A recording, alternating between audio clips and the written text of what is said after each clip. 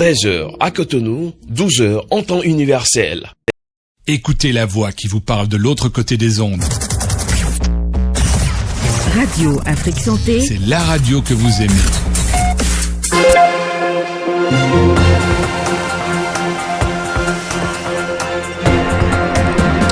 Mesdames et messieurs, bonjour et bienvenue dans ce journal de 13h dont voici les titres. Dans la page santé de ce journal, nous parlerons des précautions à prendre pour éviter le diabète. Dans la suite de ce journal, nous parlerons également des facteurs qui caractérisent la bipolarité avec Fiacre Koudjina.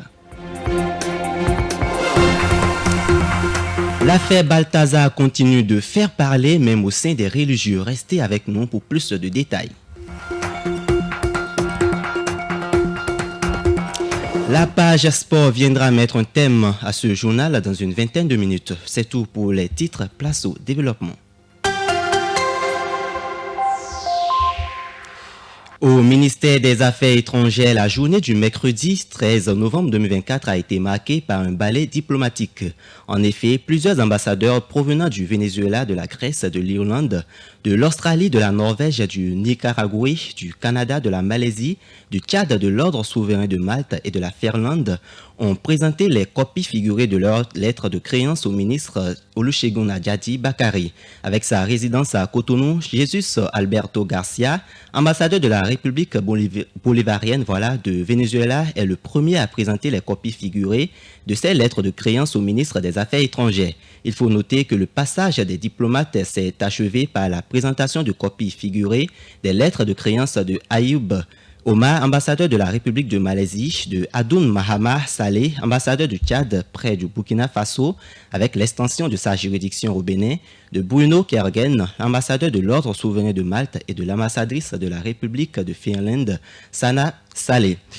Je l'annonçais en titre, l'affaire dite Balthazar continue d'alimenter les conversations. Plusieurs leaders d'opinion, au-delà du choc, pensent que cette affaire remet sur le tapis la nécessité pour la famille de retrouver ses lettres de noblesse. Selon le secrétaire général de l'Union islamique du Bénin, Imam Abdul Jalil Yessoufou, cette affaire vient davantage creuser la méfiance au sein des couples.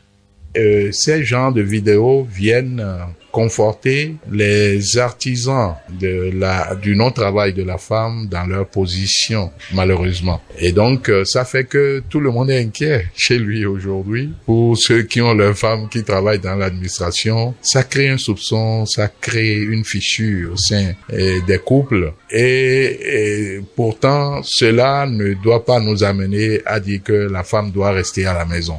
Parce qu'il faut faire face aux défis. Ce sont là les défis de cette mutation sociétale. Et pour le faire, je pense qu'il y a des mesures à prendre pour que cela se passe bien. Et ça passe forcément par l'éducation. L'éducation au sens large a commencé déjà par le bas âge. Parce que les femmes aussi qui se sont données à ces genres de pratiques, j'ai l'impression que l'éducation a un peu manqué. Et on connaissait des femmes qui trichent, des femmes infidèles à leur mari, mais jusqu'à se faire filmer, ça pose un véritable problème. Et aujourd'hui, je crois que c'est toute la société qui est interpellée et il faut que chacun de nous puisse contribuer pour pouvoir changer la donne. Et pour ce faire, je pense que dans nos centres éducatifs et en passant par les mosquées, les églises, et je crois que il faut se dire, c'est vrai, que la femme peut travailler, mais il faudrait que la femme ait de retenue et la femme ait beaucoup plus de maîtrise. Cette affaire qui met à mal le tissu social et familial doit pouvoir servir de leçon selon l'imam. Il appelle les associations de défense des droits de la femme à être plus à l'écoute des femmes, surtout si elles travaillent dans l'administration, qu'elle soit publique ou privée. Les hommes, qu'on dise, sont des agressifs Mais c'est à la femme de se contenir, de se maîtriser. Et je ne voudrais pas parler des femmes qui elles-mêmes sont celles qui courtisent. Non, mais je veux parler des femmes courtisées. Et je crois que on doit pouvoir redoubler d'efforts dans ces milieux. Aussi, c'est qu'il faut créer des espaces d'échange. Pour pouvoir sensibiliser. Et aussi, je crois que dans nos bureaux, il faut éviter une sorte d'opacité parce que quand vous rentrez dans certains bureaux, c'est profond, c'est exigu et il y a un mélange. Parfois, c'est un seul homme, une seule femme qui se côtoient tous les matins et comme on le dit, la fréquentation peut provoquer aussi de contacts. Et à côté de cela, il faudrait aussi qu'on crée des centres d'écoute de ces femmes. Je n'arrive pas à comprendre une femme qui est entretenue normalement au sein du foyer, qui s'adonne à ces gens. Ça veut dire qu'il y a un problème psychologique qu'il faut chercher à régler, un problème social également qu'il faut régler. La femme qui travaille, c'est elle qui nourrit peut-être le foyer et qu'à la fin du mois, elle se retrouve avec rien du tout. Elle commence par réfléchir comment arrondir les angles et donc voilà, le dégât est là. Et je crois que il faut prêter beaucoup d'écoute à ces femmes. Je ne le dis pas pour dire qu'elles sont des êtres forcément faibles, mais malheureusement, au milieu de ces 400 femmes, il n'y avait qu'un seul homme. Prenons le pôle de l'actualité, toujours au plan national, et c'est avec Carmen Hodeo. On démarre l'actualité au plan national par l'ancien directeur général de la police nationale qui a été auditionné par le procureur spécial de la Criette dans la soirée de ce jeudi. Au terme de cette audition, le procureur spécial a décidé de garder l'ex-patron des flics béninois dans les liens de la détention en attendant son procès. Deux chefs d'accusation sont retenus contre Louis-Philippe Rondeillon. Il lui a reproché les faits d'incitation à la rébellion et de harcèlement par le biais d'un système électronique.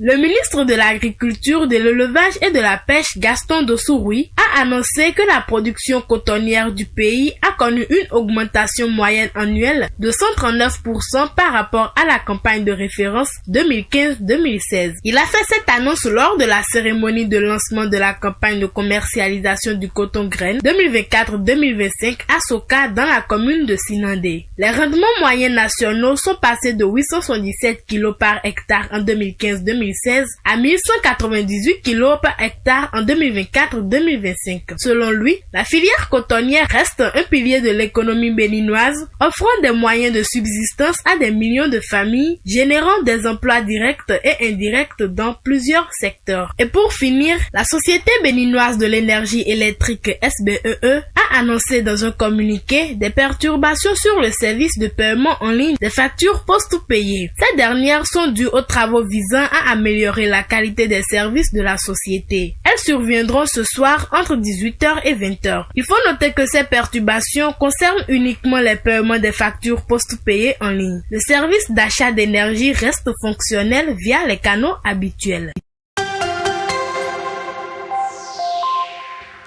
À présent, la page santé de ce journal. Hier, 14 novembre, c'était la journée mondiale contre le diabète. Une célébration axée sur le bien-être des personnes vivant avec la maladie. Hier, nous avons diffusé des éléments mettant en exergue le quotidien de diabétiques ainsi que l'hygiène de vie dont on doit faire preuve pour se mettre à l'abri. Aujourd'hui, nous vous proposons de vous faire découvrir les subtilités de la maladie et comment faire pour vivre avec pendant des années. Seulement un Béninois sur 4 diabétiques sait qu'il est diabétique. Or, quand on ne sait pas, on ne traite pas et ça peut conduire à des complications graves. Alors, vous voyez, le diabète, c'est une maladie chronique. Et le diabète de type 2 surtout, c'est une maladie très chronique. Je vous ai dit tout à l'heure, on peut être diabétique et ne pas savoir. Parce que le diabète, ça ne donne pas mal au ventre, ça ne donne pas mal à la tête. Pour qu'il y ait des manifestations, il faut que le taux de sucre dans le sang soit à un certain niveau.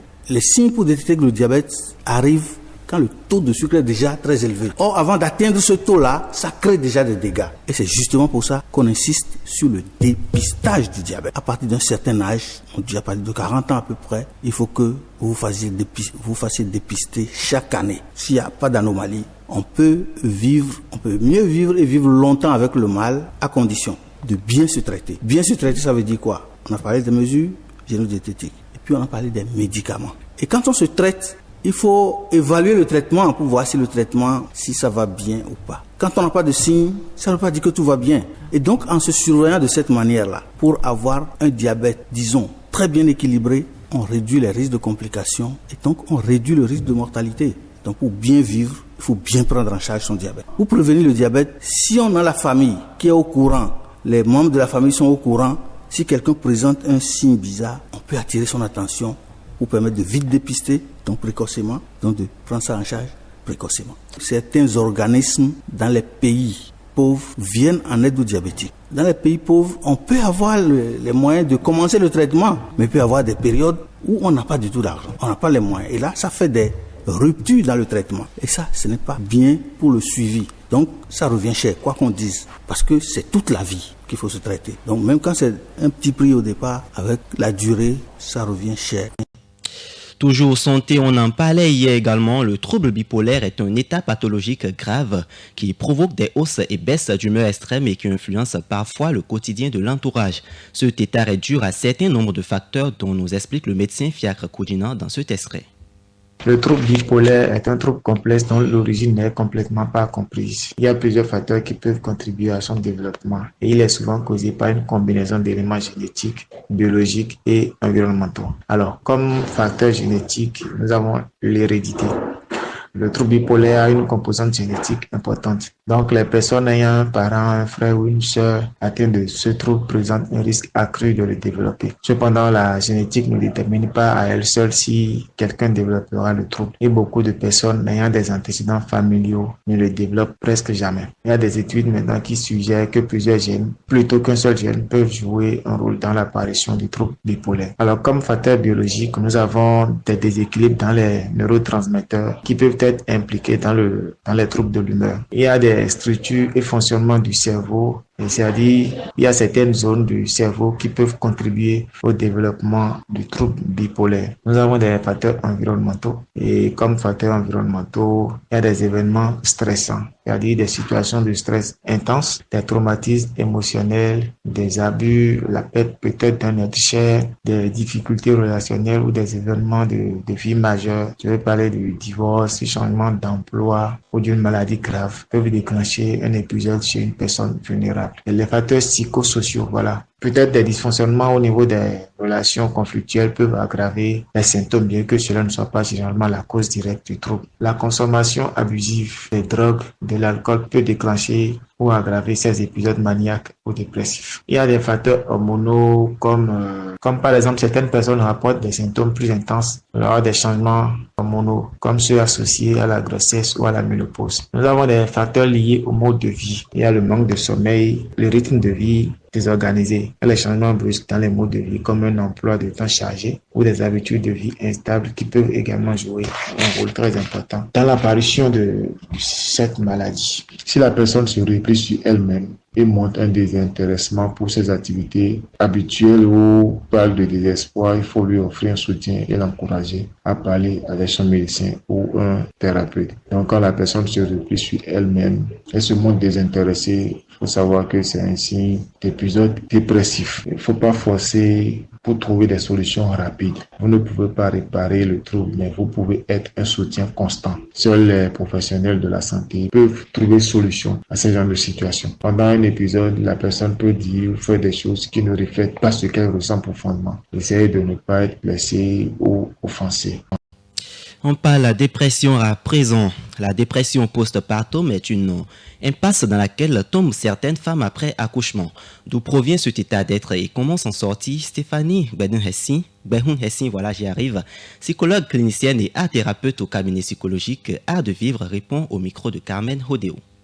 La dépression postpartum est un trouble qui touche certaines femmes, certaines jeunes mères après accouchement de leur bébé. Plusieurs facteurs peuvent intervenir dans la survenance de cette maladie. Nous avons les événements stressants, les grossesses compliquées avec beaucoup d'inquiétudes, les changements d'hormones, le peu de soutien social, les difficultés conjugales, le manque de sommeil ou les changements que peuvent évoquer la venue d'un enfant. Le changement dans son organisation personnelle, le changement dans ses prises de décision, dans sa responsabilité. Soit si la personne a des antécédents familiaux de dépression, soit c'est un membre de la famille qui souffre de la dépression ou qui a souffert de la dépression. La jeune mère peut aussi souffrir de la dépression en plus des changements, des difficultés et des événements stressants qu'elle peut rencontrer. Comment se manifeste la dépression postpartum? La dépression postpartum se manifeste par une profonde tristesse sans raison apparente, des crises de larmes inexpliquées. La nourrice a le sentiment de ne pas pouvoir gérer cette nouvelle responsabilité. Elle est souvent irritée et très anxieuse par rapport à son enfant. Elle a du mal à se reposer, à prendre soin d'elle. Elle peut traverser aussi des sentiments de dévalorisation ou une grande culpabilité. Avoir l'impression qu'elle est une mauvaise mère, qu'elle ne peut jamais réussir à prendre soin de son enfant. Ces modes de pensée amènent cette jeune mère à ne pas créer un lien avec son bébé. Cette jeune mère, cette nourrice peut s'isoler et en plus de tout cela, elle peut avoir des troubles de sommeil, des difficultés à s'alimenter, donc des changements au niveau de l'appétit et une irritabilité constante. Quelles sont les conséquences de cet état d'être sur la nourrice? Les conséquences sont nombreuses. Elle peut perdre du poids, elle sera irritée, on serait obligé de l'hospitaliser pour prendre soin d'elle. Dans ce cas, elle aura du mal à entretenir un lien d'attachement avec son enfant. Une fois qu'elle est hospitalisée, elle devra prendre congé par rapport à son emploi ou arrêter ses activités. Elle peut aussi avoir des problèmes d'estime de soi. Comment la nourrice dépressive peut-elle surmonter cette étape? Elle devra prendre soin d'elle, tout poser, tout mettre à plat, se concentrer sur sa santé et se faire accompagner par des psychiatres et des psychologues pour un retour en famille et pour travailler sur sa relation avec son enfant, travailler sur ses inquiétudes et travailler aussi sur l'estime de soi et la valorisation de soi. Que faire donc pour éviter de sombrer après l'accouchement? Il faut prendre soin de soi-même et être bien entouré des proches, de la famille, avoir une relation stable avec son conjoint ou partenaire et discuter, rêver de cet enfant-là ensemble dans un environnement agréable. Se préparer pour l'avenir de l'enfant, mais tout en s'appuyant sur les proches, sur la famille, les amis qui peuvent vous soutenir et vous aider. Page Société, c'est maintenant. Avoir une vie épanouie repose sur l'équilibre entre la poursuite de ses passions, l'entretien de relations authentiques et l'acceptation de soi tout en trouvant un sens aux expériences quotidiennes. Est-ce la même chose chez tout le monde? Quelles sont les 3 règles pour avoir une vie épanouie? Élément de réponse dans ce micro-trottoir. Bon, pour moi, les 3 règles pour vivre une vie épanouie. Déjà, moi, c'est de ne pas être envieux. Il ne faut jamais envier quelqu'un parce que déjà, l'envie pousse à faire beaucoup de choses. Et si on pouvait nous montrer combien de fois l'envie a poussé beaucoup de personnes à faire ce qu'ils ne devraient pas faire, alors là, on n'en finira pas. Donc, d'abord, il y a l'envie. Après, la crainte de Dieu. Ça, c'est la base. Il y a la crainte de Dieu parce que il faut avoir quand même un pilier sur terre. Quand je parle de pilier, avoir une personne même si, à part nos parents, une personne sur qui compter. La troisième chose, c'est, je dirais, le courage. Parce qu'avec le courage, on peut faire beaucoup de choses qu'on n'aurait jamais pensé accomplir. Des actions, voilà, qui auraient terrifié tel ou tel individu. Mais avec le courage, l'on peut braver beaucoup de choses, accomplir beaucoup de choses. Pour vivre une vie épanouie, beaucoup de paramètres entrent en compte. Mais je peux parler tout d'abord du respect qu'on accorde à ses parents. Ça, c'est la première chose selon moi. Après, je dirais le respect des lois de la nature. Et pour finir, je parlerai de l'hygiène sur tous les plans, que ce soit sur le plan sanitaire que sur le plan spirituel. Budget 50-50, c'est la formule privilégiée par plus de la moitié des couples. Chacun contribue à 50% des dépenses ou de l'épargne du couple, peu importe son salaire ou ses dépenses personnelles. Cela fonctionne bien lorsque les deux conjoints ont des revenus similaires, mais également des dettes semblables. Mais à qui encombre des frais du loyer dans le foyer? Quelques citoyens y répondent au micro de Radio Afrique Santé. Normalement, les frais du loyer incombent au mari, à l'épouse, voilà. Maintenant, peut-être que tes parents se sont entendus, l'autre va payer, l'autre va assurer 50% des charges du ménager, l'autre aussi assurer 50%. Et peut-être dans les 50% de la femme, il y a les frais du loyer dedans. Ça, je ne sais pas, sinon on faisait les frais du loyer incombent à l'époux.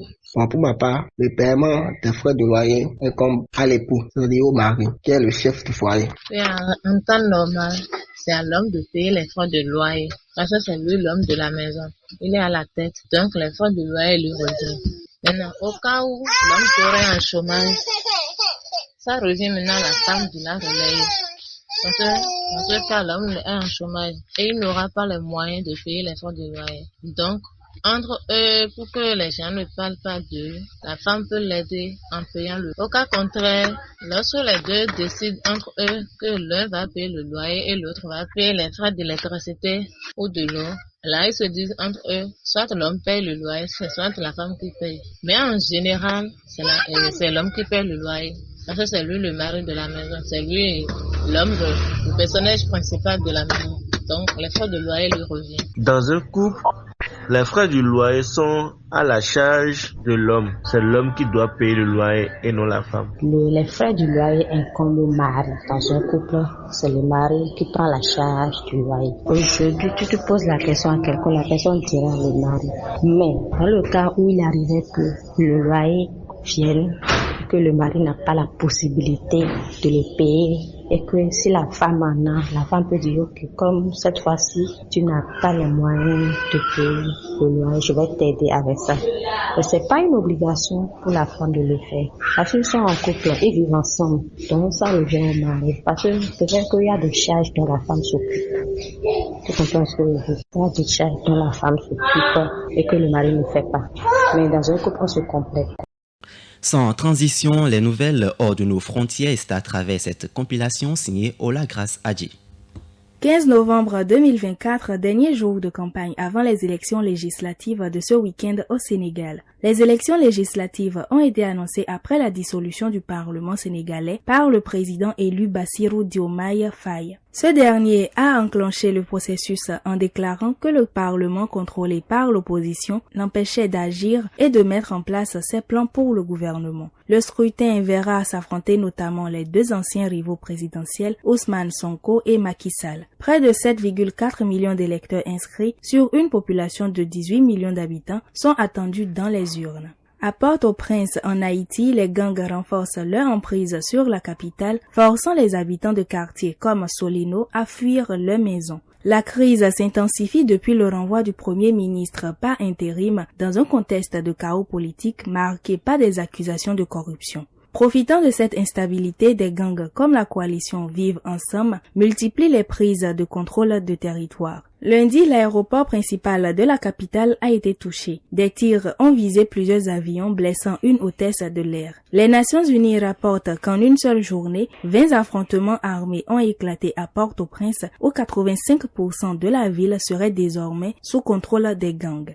Sri Lanka. Élu en septembre dernier, Anura Kumara Dissanayake a remporté ce vendredi 15 novembre haut la main les élections législatives en décrochant une majorité absolue. Après dépouillement de plus de 3/4 des bulletins exprimés, la coalition NPP emmenée par le parti présidentiel, le Front de libération du peuple, a remporté au moins 123 des 225 sièges du nouveau parlement, soit 63% des suffrages. Anura Kumara Dissanayake a désormais les mains libres pour réformer le pays.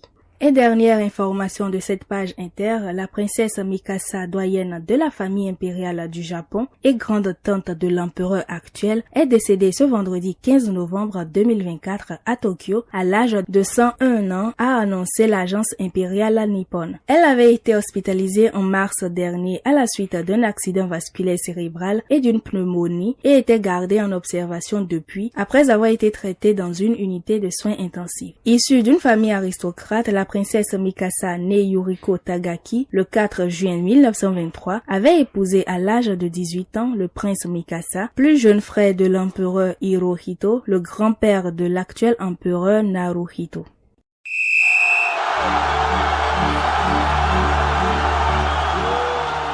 Le Bénin n'a pas décroché jeudi sa qualification pour la phase finale de la CAN 2025. Les Guépards ont retardé leur voyage au Maroc après leur match nul contre le Nigeria. Opposés aux Super Eagles dans une rencontre comptant pour la 5e journée des phases qualificatives, les Béninois ont fini la partie sur un score de parité 1-1.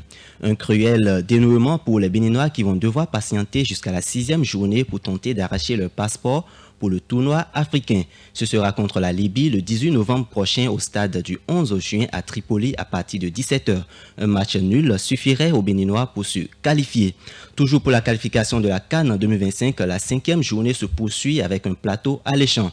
Dès 14h, le Botswana accueille la Mauritanie à Frankston, tandis que l'Ouganda reçoit l'Afrique du Sud à Kampala. Ces deux rencontres s'avèrent cruciales pour les ambitions des différentes nations. À 17h, les chocs se multiplient. Le Mozambique affronte le Mali à Maputo. Le Cap-Vert accueille l'Égypte à Praia. La Zambie reçoit la Côte d'Ivoire à Andola. Et le Zimbabwe défiera le Kenya au stade Orlando de Johannesburg. Enfin, l'Eswatini croisera le fer avec la Guinée-Bissau à Nelspruit. En soirée à 20h, l'Angola accueillera le Ghana à Luanda, tandis que le Gabon recevra le Maroc à Francville. Ces deux derniers matchs promettent un spectacle de haut niveau avec des enjeux majeurs pour la qualification.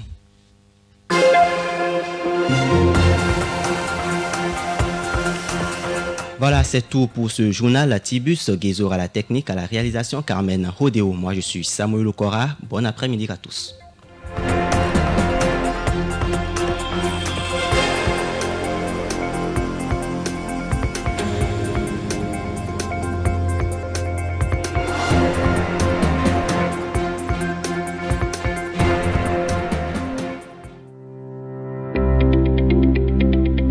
Vous souhaitez communiquer sur Radio Afrique Santé? Vous organisez un événement? Nous vous accompagnons. Faites la promotion de votre événement sur Radio Afrique Santé. Pour plus d'informations et pour tout renseignement, rendez-vous sur notre site www.radioafriquesanté.com.